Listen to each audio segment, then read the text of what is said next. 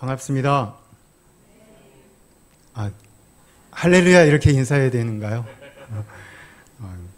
너무 감사하고 너무 놀라운 일인데요. 왜냐하면 나중에도 저희 이제 사역에 대해서 한인교회 사역 작게 하고 있는데요. 한 4년 전에 제가 부르키나파소로 갔습니다. 부르키나파소에서는 저희들이 아주 적은 인원이 모여서 예배를 드리기 때문에 찬양팀이 있긴 있는데요. 찬양팀 3명 있고 예배드린 전체 인원은 9명, 저희 가족을 포함해서요. 성가대는 없는데요. 성가대 없이 한 4년 정도 예배드리다가 성가대 찬양도 올려지고 또 찬양팀의 힘 있는 찬양도 들으니까 너무너무 은혜가 되고 너무너무 감사했습니다. 더더욱 우리 이경주 목사님 목회하시는 이 우이세일교회 방문한 것도 너무 감사한데 우리 당회와 또 선교부와 성도님들이 저를 기쁘게 맞아주셔서 너무너무 감사하고 너무 따뜻하게 맞아주셔서 다 인사는 못했지만 따뜻한 마음으로 저를 맞아주셔서 안 보이시겠지만 제가 막 다리가 떨리는 것 같아요. 조금 제가 긴장했는데요. 긴장해서 예배가 조금 길어지더라도 여러분들이 조금만 저를 양해해 주시면 감사하겠습니다. 부르키나파소 이렇게 말로 해볼까요? 부르키나파소 하나 둘 셋 부르키나파소. 네, 부르키나파소 PPT를 좀 보여주시면 제가 바로 하겠습니다. 기도 편지에 희주, 혜인 이렇게 저희 자녀들을 소개하니까 딸만 둘이구나 그렇게 생각하시더라고요. 딸이 아니고라 큰애가 희주인데요. 남자아이입니다. 그리고 둘째가 딸입니다. 여러분들 꼭 기억하시고 아름다운 딸이 둘이 있다 이렇게 기도하시면 제 아들이 너무 슬퍼할 것 같아요. 그래서 아들과 딸이 있습니다. 여러분들 기도해 주시면 감사하겠습니다. 기도해 주셔서 학교에 잘 적응하고 그렇게 다니고 있습니다. 중국에 3년 있다가 교회가 이제 정부에 의해서 이렇게 폐쇄가 됐어요. 담임 목사님 추방당하시고 저는 부목사를 섬기는데요. 그리고 중국에 하나님이 가라 하시는 줄 알고 갔는데 3년 만에 나올 수밖에 없게 되었거든요. 그리고 하나님이 또 길을 열어주셔서 한 달 만에 아프리카로 가게 되었습니다. 중국에 갈 때 중국어 못했죠? 우리 아이들이요. 저도 못했고요. 부르키나파소 가니까 프랑스어 배워야 한다고 하더라고요. 그래서 갔는데 애들이 못해가지고 큰애는 너무너무 힘들었습니다. 지금은 잘 하는데요. 학교 적응하고 친구들하고 얘기하는 게 힘든 거예요. 소통이 안 되니까요. 그랬는데 하나님이 잘 키워주셔서 그리고 그 키워주심의 힘은 한국에 있는 성도님들 또 우이제일교회 성도님들이 기도해 주셔서 된 줄 알고 너무너무 감사하고 있습니다. 너무너무 감사합니다. 제가 PPT를 좀 준비했는데요. PPT를 보면서 좀 말씀 나누도록 하겠습니다. 네, 국기가 이렇게 생겼습니다. 빨간 것은 혁명이라는 의미를 담고 있고 초록색은 풍요로움, 희망 이런 뜻이에요. 그럼 노란색 가운데는 뭘까요? 뜨거운 태양 뭐 이런 거 아닐까요? 자원이래요. 자원. 아프리카를 좀 아십니까? 아프리카 이렇게 대륙을 보시면 부르키나파소가 이렇게 있는데요. 그 위에 아프리카 이렇게 생겼는데요. 아프리카에 이게 포인터는 안 되는군요. 오른쪽 동부 지역 케냐, 에티오피아, 탄자니아 초원이 있는 이쪽은 자원이 별로 없어요. 그래서 열강들이 힘 있는 나라들이 그냥 가서 쉬는 목적으로 사용하지 거기를 막 차지하고 싶어 하지는 않거든요. 근데 서쪽은 너무너무 척박해요. 제가 있는 부르키나파소는 내륙이에요. 바다가 없어요. 그래서 저기로 가려면 좀 어려워요. 그래서 비행기도 많이 다니지는 않아요, 사실은. 그런데 저 땅은 금이 있어요. 금이 있어요. 그리고 금뿐만 아니라 뭐 구리도 많이 나고 저희는 잘 알지 못하는데 아무튼 그런 뭐 텅스텐이나 뭐 이런 것들이 굉장히 많이 난대요. 어디에서요? 몰라요. 알 수가 없어요. 그런데 지금 테러가 계속 일어나고 있다고 제가 편지에 썼는데요. 테러가 일어나니까 그 사람들이 금을 어떻게 가져가냐면 두두두두두두 헬기 타고 가져가더라고요. 캐나다, 미국, 프랑스, 러시아, 힘 있는 나라들은 막 들어와요. 지금은 러시아가 들어오고 북한하고 얼마 전에 다시 수교를 맺었어요. 테러 잡겠다고, 무기 사겠다고. 아무데도 무기를 안 주니까 북한 무기 쓰겠다고 지금 부르키나파소 정부가 그렇게 하고 있어요. 자원이 많은 나라이기 때문에 열강들이 막 와서 다스리고 싶어하는 그런 나라예요. 그게 서쪽 아프리카의 사정이에요. 프랑스어를 쓰기 때문에 많이 알려지진 않고 많은 나라들이 들어갈 수는 없지만 자원이 있기 때문에 어찌든지 거기 가서 그냥 다 빼가고 싶어하는 그런 아주 안타까운 나라 중에 하나입니다. 사람들은 어떠냐, 온순해요. 반대로 무슬림들이 한 60% 되거든요. 전체 인구의 60% 정도가 이게 이슬람 교도들인데 강한 이슬람 교도들이 아니어서 저희 옆집에는 남편은 카톨릭, 부인은 무슬림. 근데 너무너무 잘 살아요. 그러니까 종교적인 갈등이 없어요. 너무 강한 무슬림이 아니기 때문에요. 그리고 이 아프리카 지역에는 카톨릭이 좀 강하더라고요. 카톨릭이 한 20% 정도까지 차지하고 개신교들, 기독교들은 5%에서 10% 정도 이렇게 보고 있습니다. 전도해도 듣기는 잘 들어주는데 개종은 하진 않죠. 듣기는 잘 들어주는, 끝까지 얘기하면 들어주는 그런 온순한 사람들이에요. 그래서 이 땅의 이름 부르키나파소라고 하는 이름이 정직한 사람들의 땅이에요. 실제로 정직하진 않아요. 네. 저희보다 부르키나 사람을 생각할 때 도둑놈 이렇게 얘기하더라고요.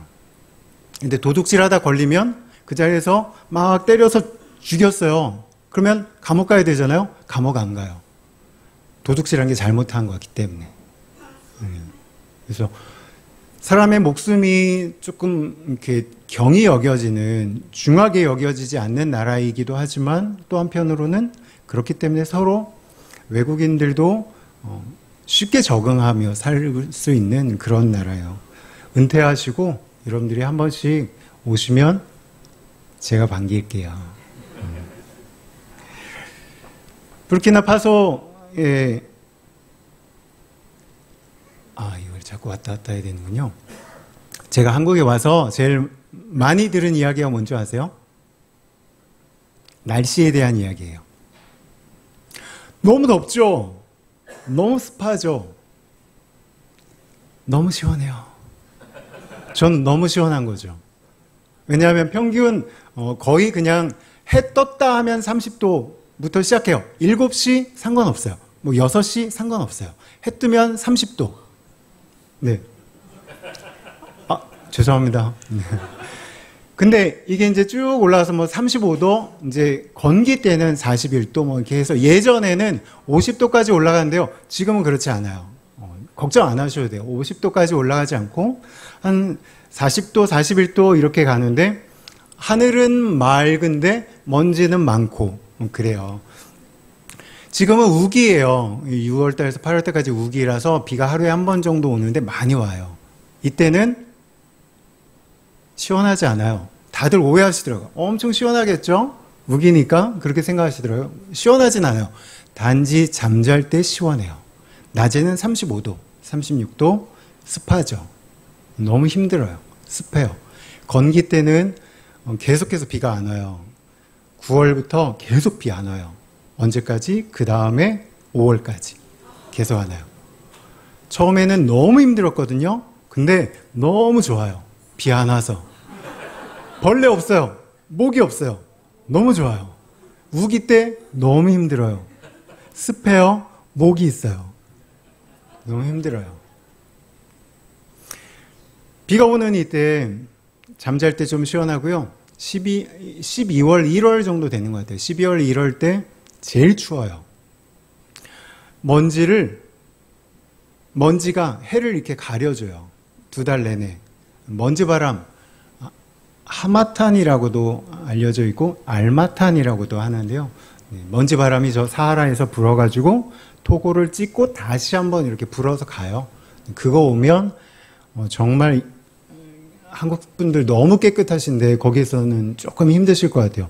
그냥 이렇게 문지르면 먼지가 나는 거는 평소고요. 그때는 그냥 이렇게 보면 이렇게 이만큼 먼지가 보여요. 그래서 기계들이 좀 많이 고장나죠. 차를 본네트를 딱 열면 그냥 기본적으로 먼지가 쌓여있는, 먼지가 많은 나라예요. 그래서 저는 한국에 오니까 또 우이제일교회 오니까 목사님께도 말씀드렸어요. 공기가 너무 좋아요. 숨 쉴 수 있는 게 너무너무 감사해요. 여러분들은 얼마나 좋으실까요? 예배드리러 교회로 막 올라가는데 숨은 좀 이렇게 가쁜데 시원한 공기가 막 오니까 정신도 맑아지고 몸도 맑아지고 그 정신과 몸으로 하나님을 예배하니 얼마나 좋으실까요? 너무 부러워요. 가능하면 여기 있는 공기를 싸가고 싶어요. 포장해 주세요. 한국은 포장도 잘 되는데 포장 좀 해주시면 좋을 것 같아요. 한인교회 사역하고 있습니다. 한인교회 잠깐 보여드리면 부르키나 모습이고요. 저희 교회 명패를 밖에 못 붙였어요. 왼쪽에 보시면 부르키나파소 한인교회 이렇게 되어 있는데요. 집주인이 니네 교회 할 거야? 그러면 계약 안 할 거야. 그래서 문 안쪽에다가 이렇게 걸어놨어요. 그리고 의자 펴고 저렇게 함께 예배 드리고 있습니다. 예배 후에 생일 축하도 하고 석 달에 한 번씩 하고 같이 현지교회 방문도 하고 공부도 하고 뭐 그렇게 지내고 있습니다. 네, 아이고.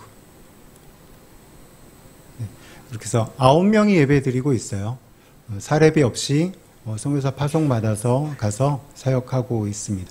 너무 감사하게 저희는 예배 드린 다음에 밥 같이 준비해서 먹거든요. 남자들 같이 준비할 때도 있고 같이 준비해서 먹고 첫째 주에는 프랑스어 찬양 같이 배우고 두 번째 주에는 성경 어떻게 우리가 읽어야 되는지 같이 보고 셋째 주에는 원래나 다른 회의들 있어서 쉬고 넷째 주에는 쓰는 기도합니다. 기도를 우리가 입으로도 하지만 쓰면서 하나님께 우리의 생각을 정리해 가면서 기도하고 있습니다. 그렇게 기도하고 끝나지 않고요. 좁은 공간인데 아까 보신 것처럼 좁은 공간이지만 거기서 탁구도 치고 요즘엔 족구하고 있습니다. 금을 만들어가지고 운동하지 않으면 살 수가 없으니까 운동하지 않으면 살 수 없잖아요. 다들 운동하기도 어렵고 마음 맞는 사람끼리 같이 운동하기도 어렵고 해서 9명밖에 안 되고 남자는 4명인데 둘둘 짱 지어서 같이 족구하고 있습니다. 10시에 교회 오시면 오후 5시에 가시는 거예요. 거의 가족같이 그렇게 지내고 있습니다. 믿음 잃지 않고 잘 지낼 수 있도록 여러분들 꼭 기도 부탁드리겠습니다.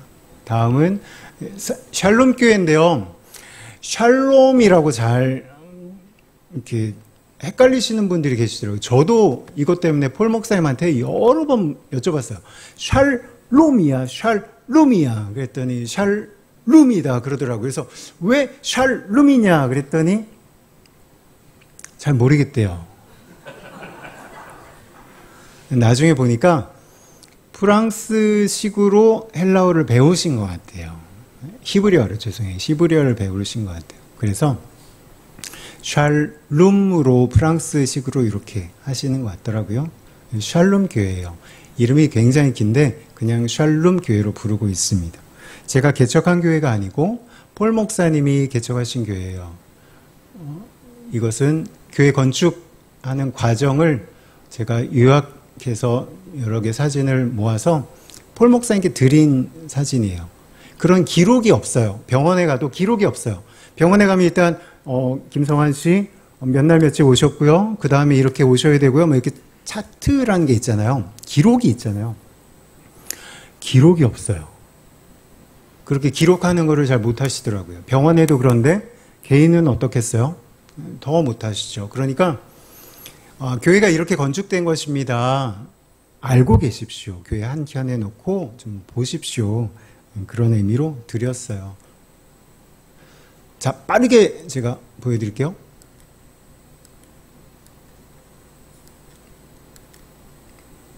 무엇이 보이셨나요? 벌판 밖에 안 보이죠? 저게 교회예요. 저 하얀 게 교회. 교회밖에 없습니다. 처음에는 목사님이 포인터가 안 되는데요. 저 뒤에 여러분들 보시기에 왼쪽 아래 거기에 목사님이 처음에 이렇게 벽돌을 2장, 3장 쌓아 놓으셨더라고요. 저기를 가야겠다. 하나님 저기로 부르시는구나 하고 무작정 가셔서 사택만 지으신 거예요.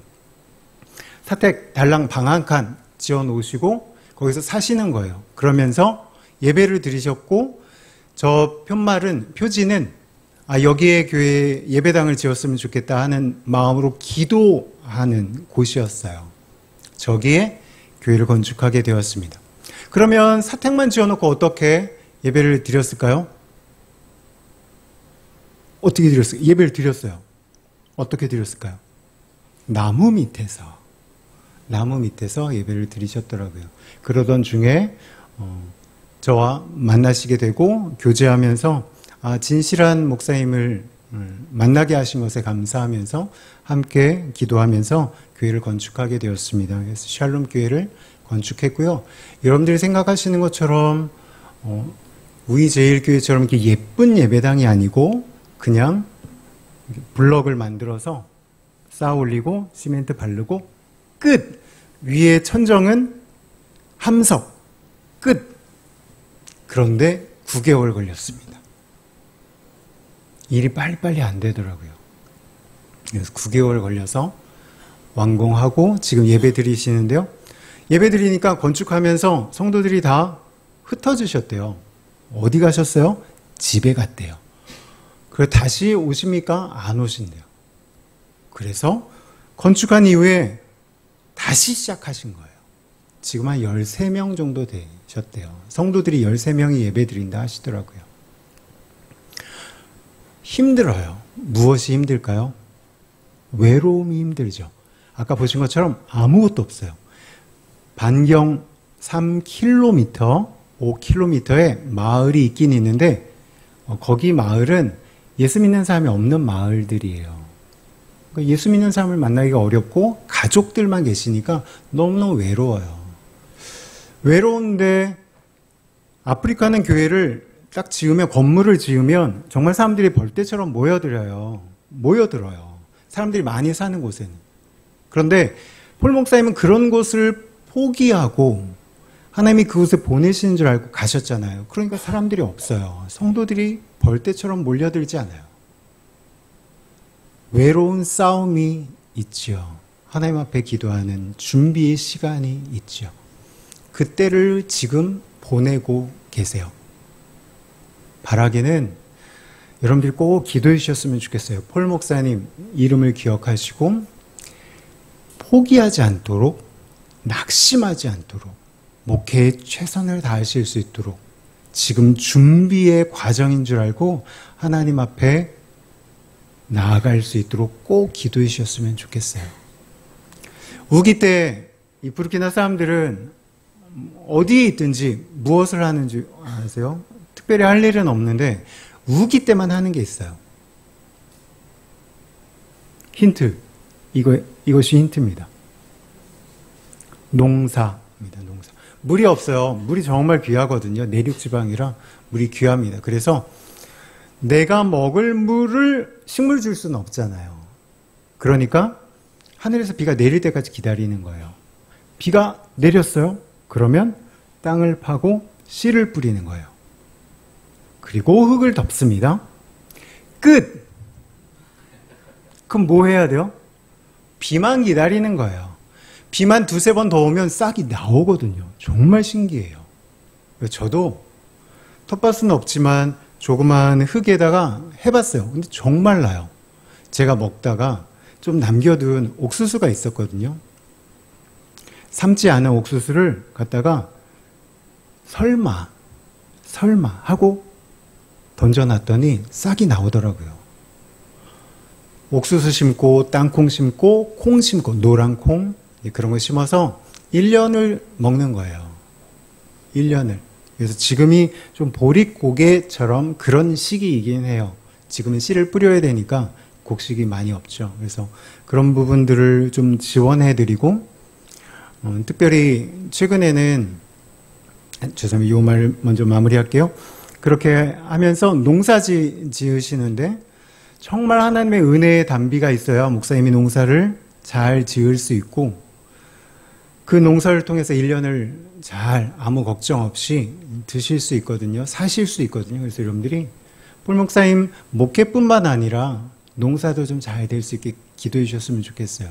얼마 전에 양하고 염소를 구입하실 수 있게 도와드렸어요. 자립이 너무 중요하잖아요. 목회자의 자립이 중요해서 그걸 살 수 있도록 도와드렸더니 양 2마리, 염소 1마리를 사셨다는 거예요.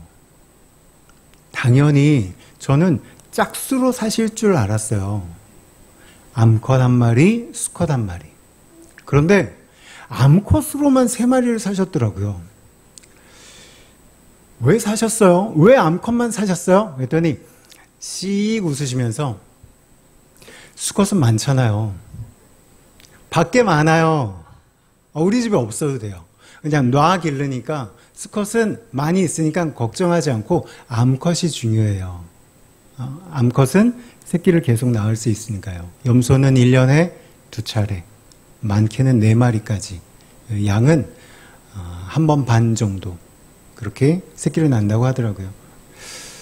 잘 자라서 목사님이 자립하시는데 도움이 되도록 그렇게 돕고 있는 사역 같이 하고 있습니다. 마지막으로 살림, 여러분들 좋아하세요? 살림 좋아하세요? 살림? 정말 중요하다고 저는 생각하는데요. 그래서 제가 아내한테 잔소리를 좀 많이 합니다. 저와 같은 사람이 갖고 있는 점을 뭐라고 하는지 아세요? 빵점. 저 같은 남편은 빵점이죠. 빵점. 여러분들은 다 100점, 남편 100점 부인들 되셨으면 좋겠어요. 살림 너무너무 재밌는 너무 중요한 단어이죠. 가정을 살리고 나라를 살리고 교회를 살리고 나를 살리는 게 살림이죠. 한 가정을 살리기로 하나님이 살릴 수 있도록 하나님이 길을 열어주셨어요. 저 분들인데요. 남자분이 토마스이고 여자분이 사빈이에요.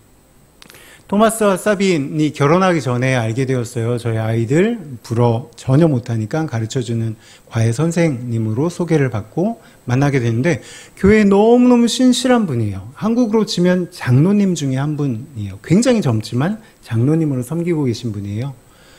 저 토마스가 결혼한다는 얘기를 듣고 축하해주고 한참 지난 다음에 보니까 혼자 살고 있는 거예요. 결혼을 했음에도 불구하고 혼자 살고 있는 거예요. 왜 혼자 살까요? 그래서 물어봤어요. 왜 혼자 사냐고. 그랬더니 부인하고 나이 차이가 있는데 부인은 아직 대학을 졸업하지 않았는데 대학을 졸업해도 직장을 제가 살고 있는 수도 와가두구에서 얻을 수 없기 때문에 일단은 그쪽에서 얻기로 하고 떨어져 살기로 했다는 거예요.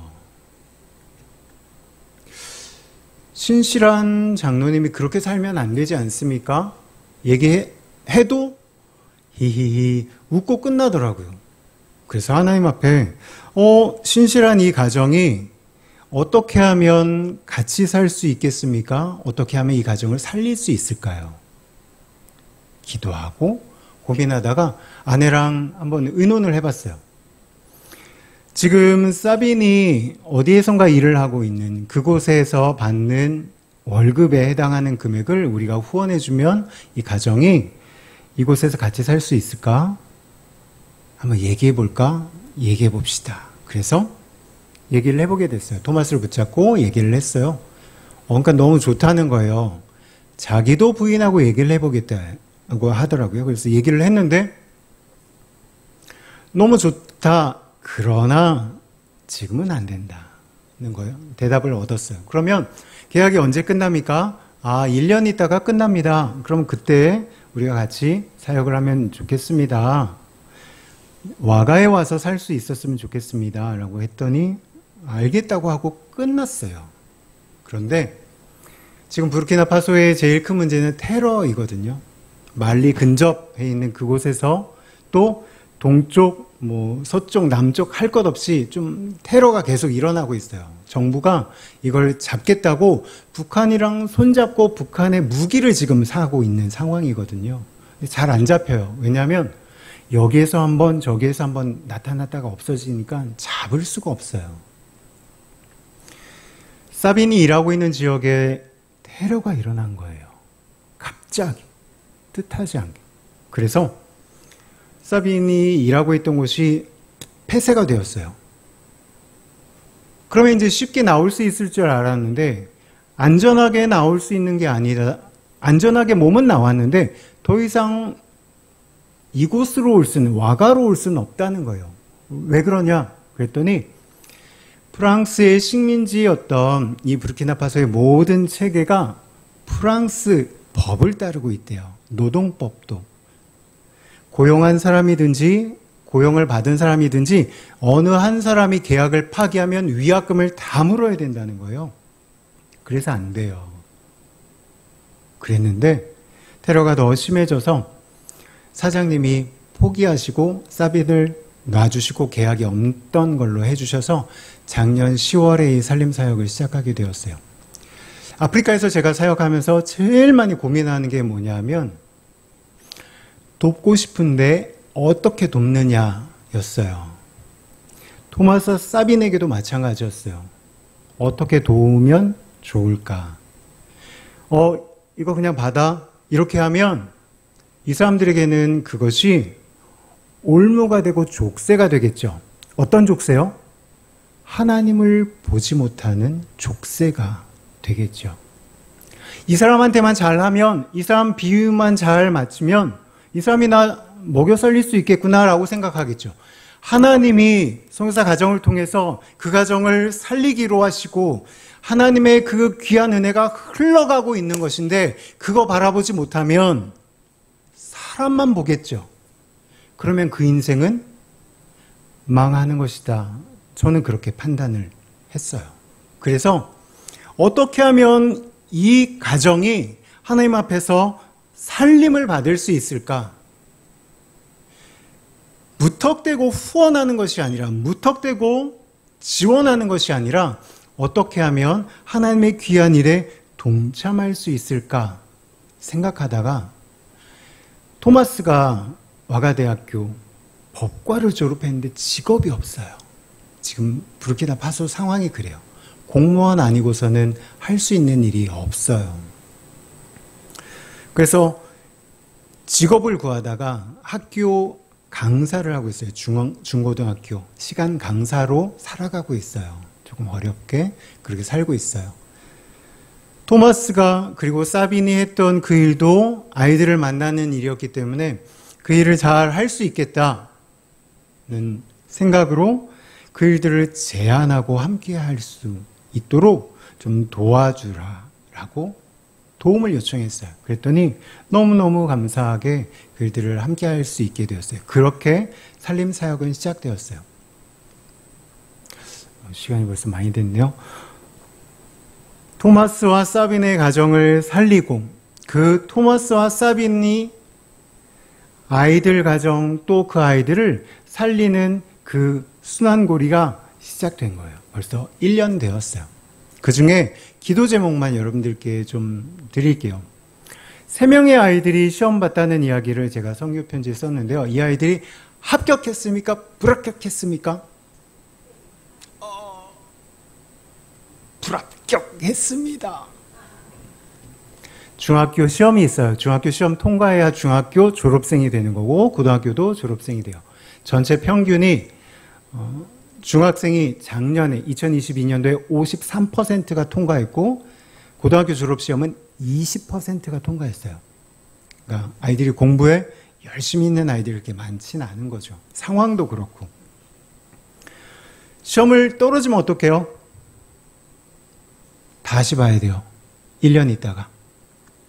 학교도 마찬가지예요. 중학교, 고등학교도 유급이 있어요. 20점 만점에 10점을 넘지 못하면 유급이에요. 다시 해야 돼요. 이 아이들도 시험에 떨어졌어요. 포기하지 않도록 기도해 주셨으면 좋겠어요. 내가 하나님 믿는 사람인데 하나님 앞에서 최선을 다해야 된다는 것, 그거 아는 것도 중요한데 그 최선이 내가 해야 되는 최선이라는 것을 알고 포기하지 않고 다시 한번 도전할 수 있도록 여러분들이 꼭 기억해 주셨으면 좋겠어요. 토마스하고 사빈이 한 달에 한 번씩 만나고 저는 3개월에 한 번씩 만나는데요. 한 달에 한 번 만나면 성경 잘 읽고 있는지 한 번씩 점검해 주고 성경 암송 프랑스어와 영어로 한 번씩 한 절씩 한 달에 2절씩 해서 총 4절을 잘 암송하고 있는지 이렇게 점검해 주고 있어요. 그러면서 아이들 가정 한 달에 한 번씩 그러면서 토마스와 사빈이 만나면서 맛있는 것도 사주고 하다 보니까 이 아이들의 문제가 아니라 그 가정은 굶고 있는 걸 본 거예요. 처음에는 아이들 학비를 1년치 학비를 지원해 주는 걸로 시작했는데 나중에는 2달에 한 번씩은 아이들 가정에 필요한 쌀도 사주고 때로는 파스타, 면도 사주고 마카로니도 사주고 기름, 식용유 같은 것도 사주고 이렇게 치약도 칫솔도 이렇게 사주는 사역으로 조금 사역의 범위가 넓어졌어요. 하다 보니까 살리려고 하다 보니까 그렇게 됐어요. 또 보니까 어떤 아이들은 1시간씩 학교를 걸어가는 거예요. 그래서 그 아이들을 어떻게 하면 살릴까? 어떻게 하면 도울 수 있을까? 하다가 자전거를 한 대씩 사주게 되었어요. 너무 신나게 학교를 다니고 있다고 제가 들었어요. 너무 감사하게 한국교회에서 또 우리 제1교회에서 계속해서 후원해 주셔서 이 모든 일들이 가능하게 되었어요. 너무 감사해요. 여러분들이 하나님의 사랑을 받으시고 그 사랑을 저희들에게 전달해 주셨고 저도 그 사랑을 전달하고 있어요. 그 사랑이 토마스와 사빈을 통해서 아이들에게 6명의 아이들에게 고스란히 전해지고 있습니다. 사빈에게 물어봤더니 너 힘들지 않니? 더 할 수 있겠니? 했더니 할 수 있대요. 그래서 올 10월부터는 4명의 아이들을 더 선택해서 10명의 아이들을 섬기려고 준비하고 있습니다. 정말 믿음 좋은 아이들, 또 하나님 앞에서 신실한 아이들, 그런데 가정 형편이 어려워서 마음의 한 구석에 아픔 갖고 있는 아이들 잘 만날 수 있도록 여러분들이 꼭 기도해 주셨으면 좋겠습니다. 오늘 말씀 잠깐만 볼까요? 여러분들 말씀 보시면 딱 한 절만 보려고요. 11절까지 다 보지 않고 한 절만 보겠습니다. 1절만 한 번 더 읽도록 하겠습니다. 1절만 한 번 더 같이 읽어봅니다. 같이 읽습니다. 여호와께서 회오리 바람으로 엘리야를 하늘로 올리고자 하실 때 엘리야가 엘리사와 더불어 길갈에 나갔더니. 아멘. 때라고 하는 단어가 나오죠? 어느 때입니까? 어느 때입니까? 그렇죠. 엘리야를 하늘로 올리고자 하시는 하나님의 계획이 나와 있죠. 올리고자 하시는 하나님의 때이죠. 그때. 자, 11절까지 우리가 다 읽었는데요. 다시 한번 11절까지 이렇게 눈으로 한번 쭉 보세요.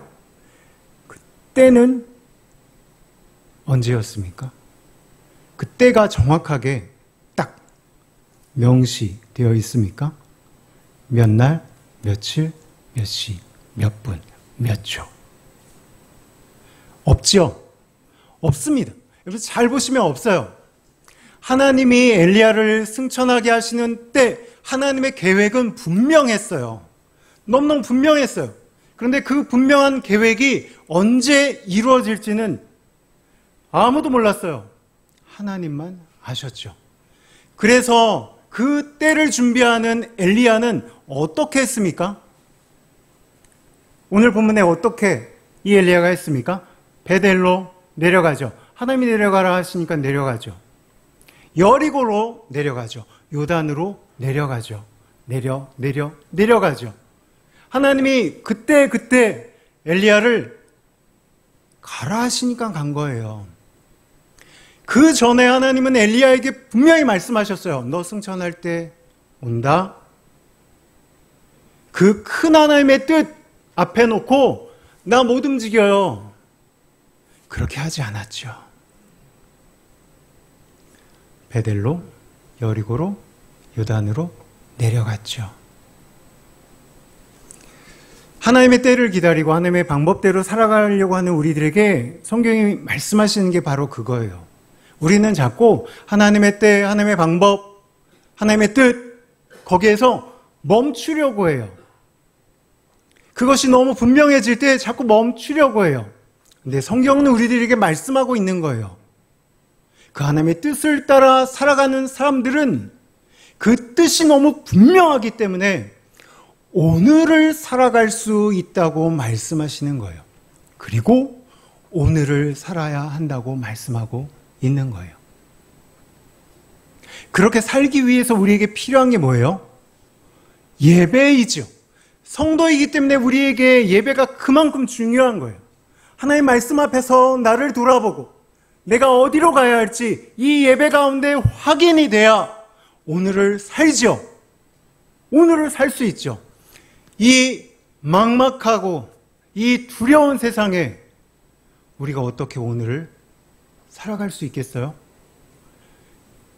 살아갈 힘을 주시고 살아갈 믿음을 주시고 살아갈 지혜를 주시고 살아낼 수 있는 물질을 주셔야만 살 수 있는 거죠. 그렇지 않고는 우리는 오늘을 살 수 없지요. 하나님 말씀 앞에 있는 성도들이기 때문이지요. 멀리 부르키나파소에 있는 저도 그렇게 살아가려고 애를 쓰겠습니다. 우리 제1교회 성도 여러분들도 그렇게 살아주시기를 간절히 부탁드려요. 한국교회 성도들이 힘있게 찬양하고 하나님을 온전히 예배하는 힘이 없으면 선교지에서는 힘이 안 생겨요. 진짜 신기하게도 안 생겨요. 우리 한국교회에서는 이렇게 우리를 위해 기도해 주고 계신다? 이 자랑이 없으면 좀 힘들어요. 우리 한국이 이런 나라이다 라고 하는 이야기를 힘있게 할 수 없으면 선교지에서는 힘이 안 나더라고요. 하나님이 하실 일도 우리가 알지만 우리를 위해 기도하고 있는 우리를 후원하는 귀한 영혼들이 한국교회에 이렇게 있어. 그 영혼들이 하나님을 향해 이렇게 애타게 하나님을 부르짖고 하나님 앞에 살아가고 있다고. 우리도 그렇게 해야 되지 않을까? 이렇게 얘기할 수 있는 힘은 모든 성도들의 하루하루의 믿음의 삶이지요. 거기에서부터 나오는 거예요. 지금까지 그 일들을 잘 감당해 주셔서 너무너무 감사해요. 정말 마음을 다해서 너무너무 감사해요. 조금만 더 힘내셔서 힘을 다해 주께서 이 땅에 다시 오시는 그날까지 그 때를 기다리며 그 소망을 품고 나가는 우리 제1교회 모든 성도님들, 모든 가정들 되시기를 간절히 소원합니다.